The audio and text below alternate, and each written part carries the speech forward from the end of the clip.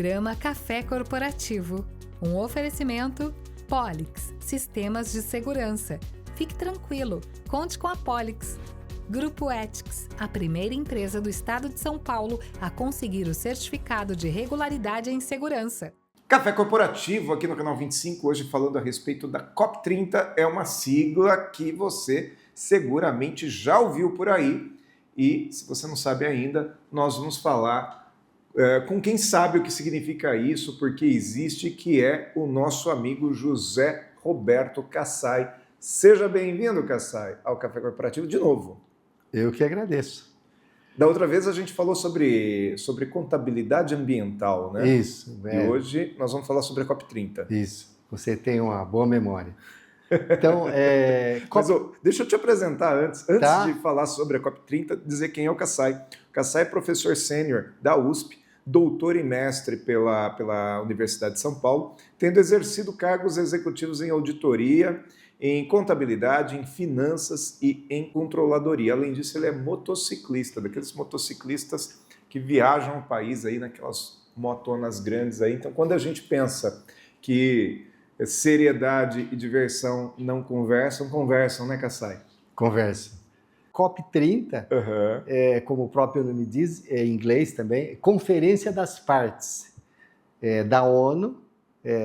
Então, a ONU participam há quase 200 países e os membros da ONU eles têm direito a voto sobre quaisquer dos assuntos. E a ONU realiza a cada 20 anos grandes encontros, que foi a Rio, Estocolmo 72, Rio 92 e a Rio +20. E anualmente ela realiza as COPs. Conference of Parties. Para tratar sobre o quadro de convenção, etc., das mudanças climáticas, que é um assunto importante desde a COP1 em 1995. Essa COP1 ela foi uma das mais importantes por ter sido a primeira, mas eu estava estudando o assunto para poder falar em um nível próximo ao seu, né, Cassai? E descobri que nós temos algumas COPs que são importantes. Então, COP30, porque será a 30ª. Isso. Mas nós tivemos a primeira que foi em Berlim e depois a segunda foi a de Kyoto, é isso? A terceira. A terceira foi a de Kyoto, é isso? Isso. COP3 foi em Kyoto. Isso. O protocolo de Kyoto, no Japão, ele foi um dos importantes, porque ele estabeleceu o protocolo de Kyoto. É só procurar na internet, tem todas as informações. O de Berlim começou a falar do efeito estufa, que ninguém dava bola. E em 97, em Kyoto, o protocolo foi um dos primeiros a falar de escopo 1, escopo 2, escopo 3. O que é escopo 1, 2 e 3? Hoje está na moda, né? Então, toda cidade, toda empresa, toda entidade, ela vai avaliar as emissões de carbono e os efeitos, né? Dos 17 ODS. O escopo 1 é dentro da própria empresa. O escopo 2, então, por exemplo, você pega um banco, talvez ele não tenha tanta emissão, mas ele usa bastante energia, então ele tem que relatar também em relação à compra de energia, se é energia limpa, suja.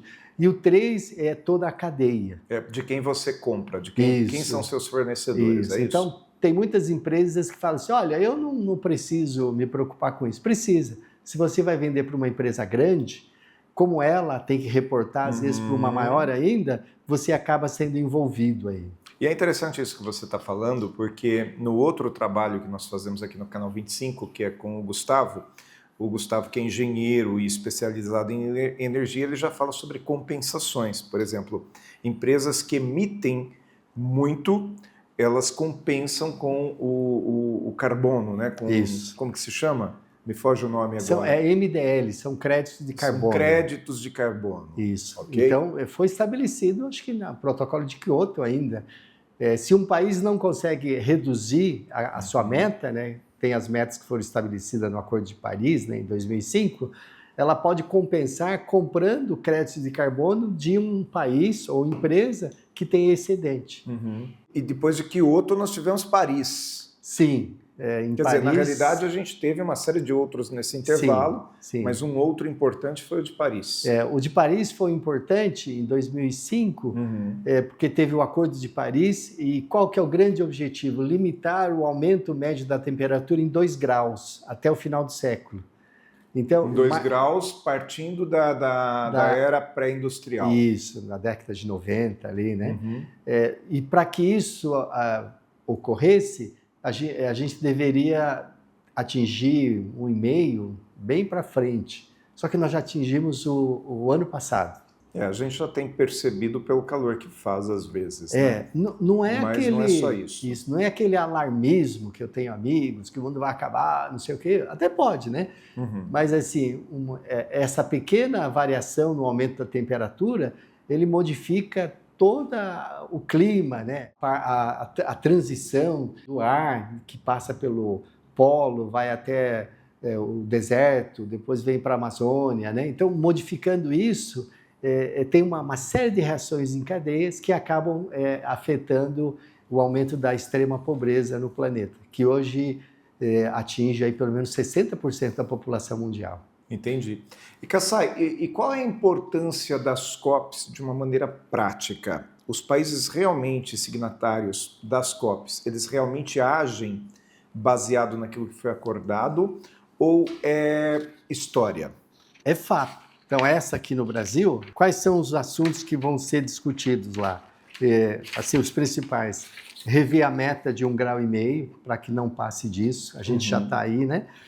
Cuidar de financiamento climático, emissões de títulos, tem os fundos dos países ricos para ajudar as externalidades dos países pobres. Preservação da Amazônia. A importância da Amazônia não é só pela questão de absorção de CO2, mas era para a regulação do clima e da agricultura. O pessoal fala de Amazônia, mais de 60% do território brasileiro é Amazônia. Né? Começa lá no estado da Amazônia, Belém, Pará, né? Aqui em Mato Grosso, são 9 estados. Mas assim, o pessoal pensa também, se a coisa continuar do jeito que está, não, a Amazônia resolve. Precisaria aí de umas 50 Amazônias para resolver. Entendi. Então, você vê a magnitude do problema, né? Mas a gente estava falando de créditos de carbono e aí eu também li algo a respeito da COP, acho que foi 27, que teve no Egito, onde se falava do Fundo de Perdas e Danos, né? Fundo de Perdas e Danos é mais ou menos isso, é um país compensar o outro, não é? Isso, os países ricos ajudar os países pobres. Ajudarem os pobres, isso, não é compensação, então, ajuda... No caso aí é dinheiro mesmo. Por exemplo, um país rico coloca dinheiro para incentivar aquele país que não é tão rico assim a não derrubar uma floresta. A manter. Assim, houve uma quebra de paradigma e finalmente o mundo entendeu que manter uma árvore em pé vale mais do que derrubá-la. Né? Se você for plantar árvore, demora 20 anos para ela encorpar, subir, né? Sim. Então, a manutenção das florestas que já existe, e basicamente existe floresta no Brasil, que é mais importante, não é a maior. A da Rússia é maior, só que está debaixo do gelo lá. Do gelo. Então, não cumpre o efeito. A nossa equatorial tem mais efeito no clima. Indonésia, um pouquinho. E a maior parte dos países, e todos os países desenvolvidos, já detonaram com suas florestas. Perfeito. Né? Muito bom, Kassai. Vamos fazer um intervalinho? Vamos. A gente faz um intervalo e volta daqui a pouco falando, então, especificamente dessa COP que acontecerá aqui no Brasil esse ano ainda.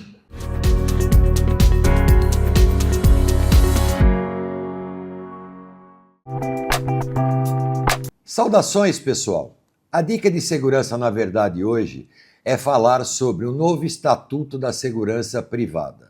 O novo Estatuto da Segurança Privada, sancionado pelo governo federal em 9 de setembro de 2024, também conhecido como Lei 14.967, traz atualizações importantes que substituem leis e portarias federais antigas em vigor desde 1982 e que já não mais acompanhavam as transformações e as exigências do mercado atual da segurança.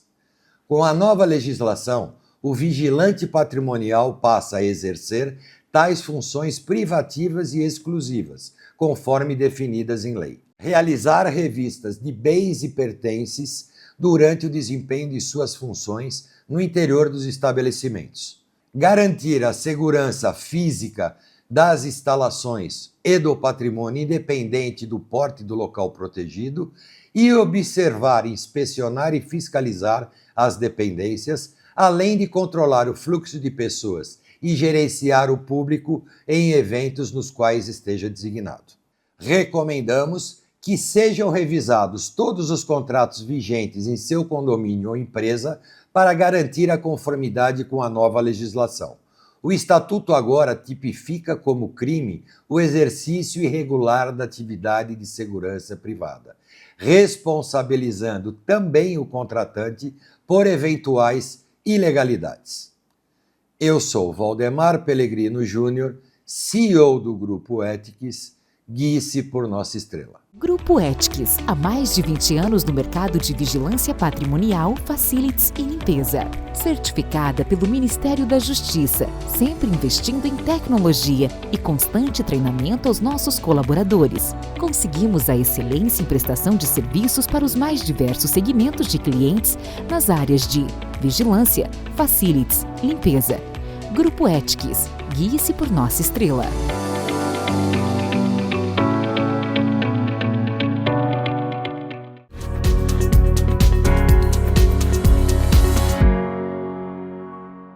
Segundo bloco do Café Corporativo, hoje com o professor José Roberto Kassai, aqui no Café Corporativo, então, falando a respeito da COP30.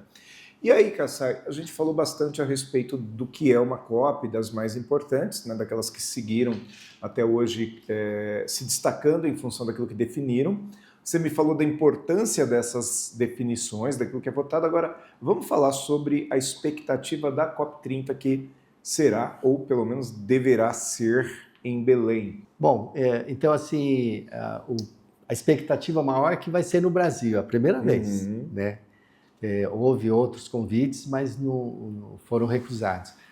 E Belém, então eles falam que é o coração da Amazônia.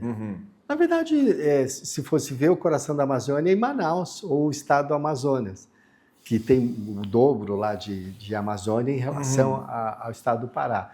Mas a infraestrutura em Belém é um pouco melhor do que Manaus. Né? E é uma Amazônia diferente da de Manaus. A de Manaus é cercada de rios.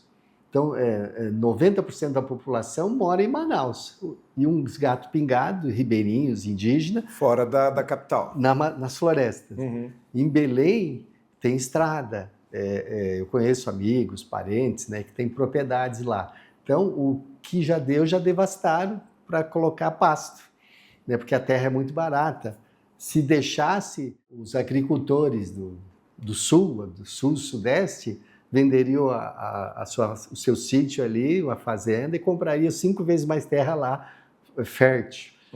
Né? Então, simbolicamente, é o coração da Amazônia ali. Então, esse é o primeiro aspecto. É interessante que o Pará tem outras grandes cidades, né? Santarém, Marabá, que inclusive chegaram a ser cogitadas para serem capitais de estados que seriam criados dentro do estado do Pará, né? Que seria Carajás, alguma coisa assim.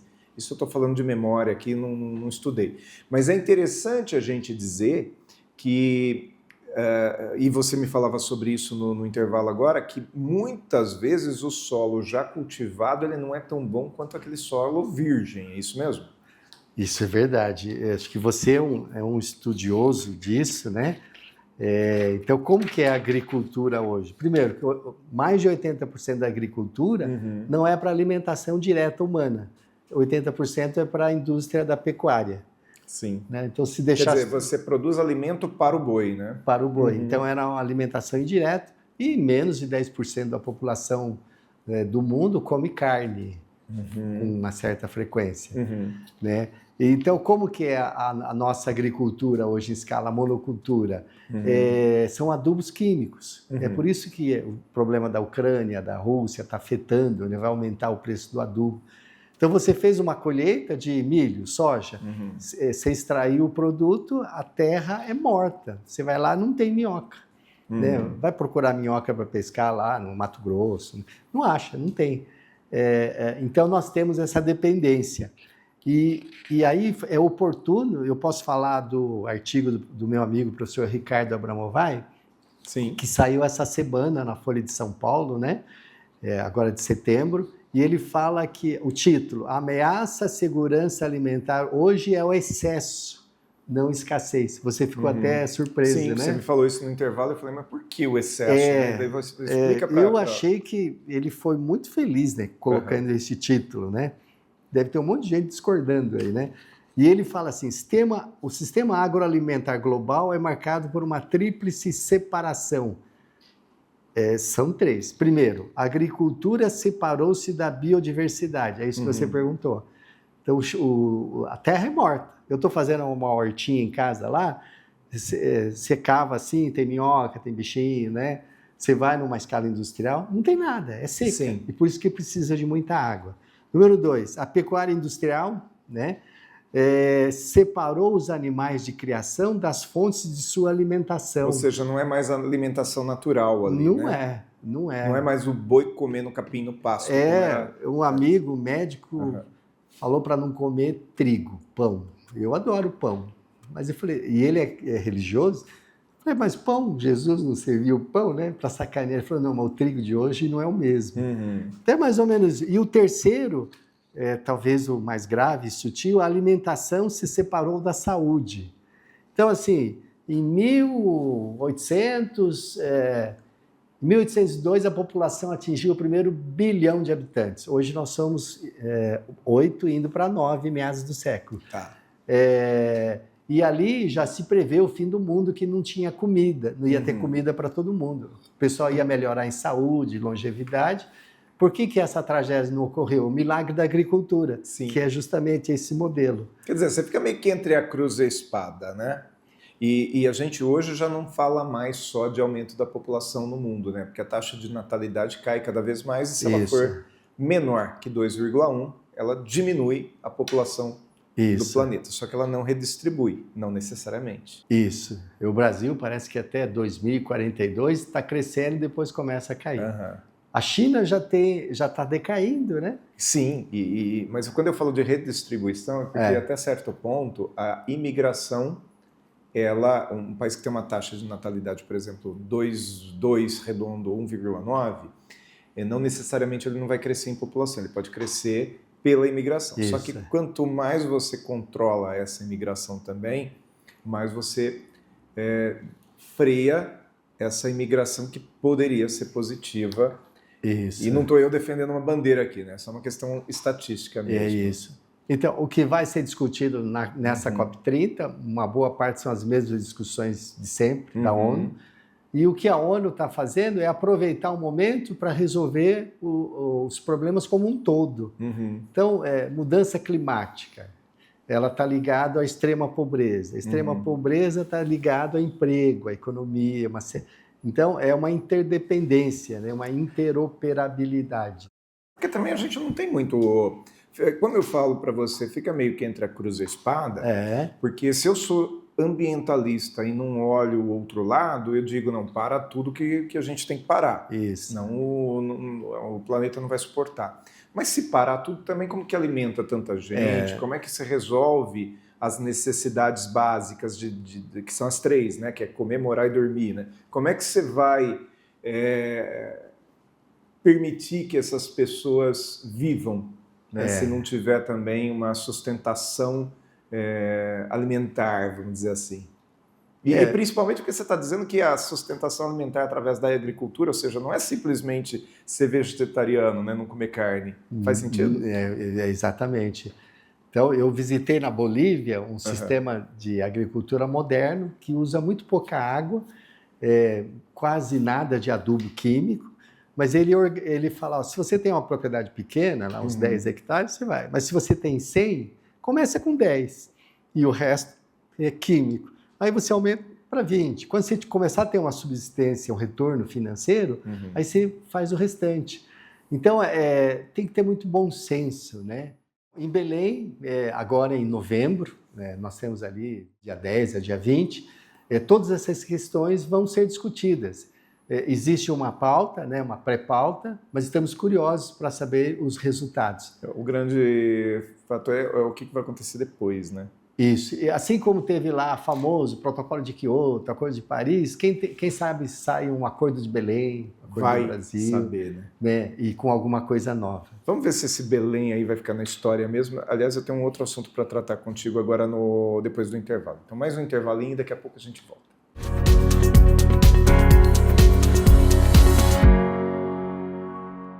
O que você pensa quando falamos em segurança para você e sua família? A Polix Sistemas de Segurança oferece toda a gama de equipamentos de segurança e alta tecnologia como reconhecimento facial de acesso, fechaduras por biometria, monitoramento 24 horas, acompanhamento à distância por celular e tudo o que há de mais moderno em segurança eletrônica patrimonial. Fique tranquilo, conte com a Polix.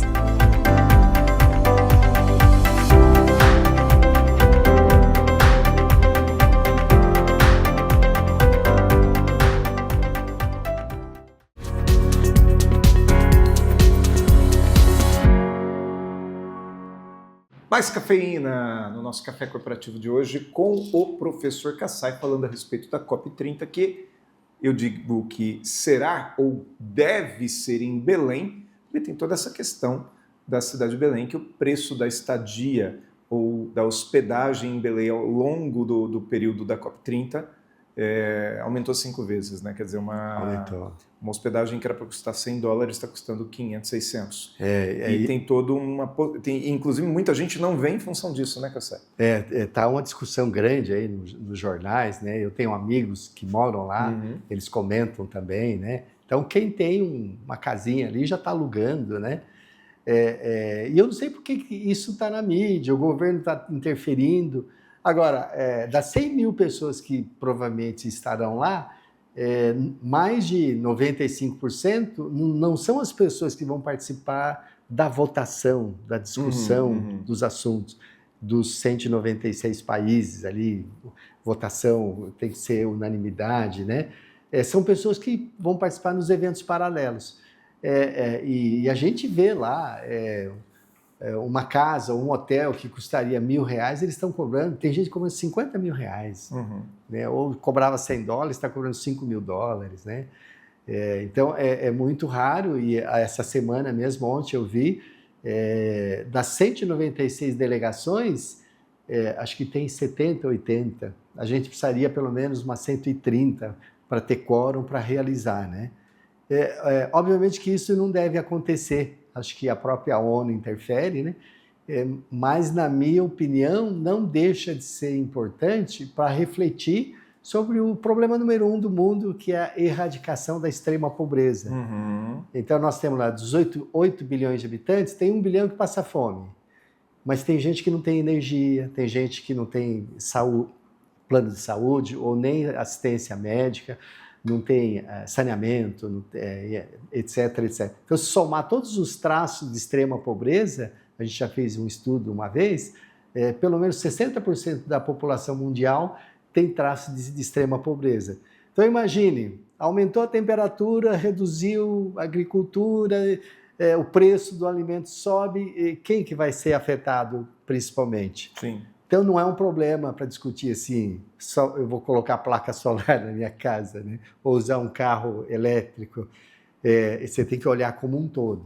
E aí, a hora que a gente olha como um todo, o que você quer dizer que isso pode ser bom porque chama a atenção. Nós tivemos as últimas 2 COPs, que foi aonde mesmo? Dubai, e aquele nome lá, Azerbaijão. Isso. Ricos, né?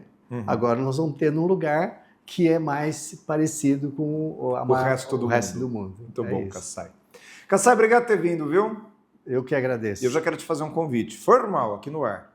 Depois da COP30, você volta aqui para falar sobre os resultados dela. Combinado? Para a gente ir para Belém de motocicleta. Vamos. E o Café Corporativo fica por aqui, mas você não fica longe da gente, não. Continue nos assistindo ao longo da semana, seja nas reprises aqui no canal 25 ou também no nosso YouTube, que é youtube.com.br/Café Corporativo. Aproveite, me siga também no Instagram, que é o Café Corporativo TV, ou no Aguinaldo Palestrante. Te vejo na próxima semana, porque afinal nós voltaremos aqui com um novo entrevistado para ser essa universidade em sua tela. Programa Café Corporativo. Um oferecimento Polix, Sistemas de Segurança. Fique tranquilo, conte com a Polix.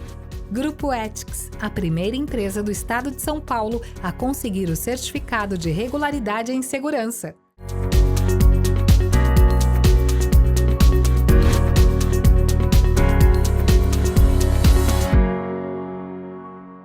O O que você pensa quando falamos em segurança para você e sua família?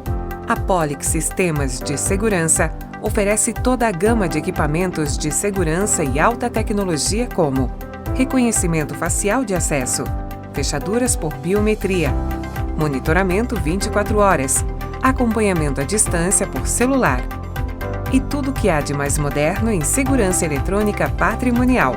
Fique tranquilo, conte com a Polix.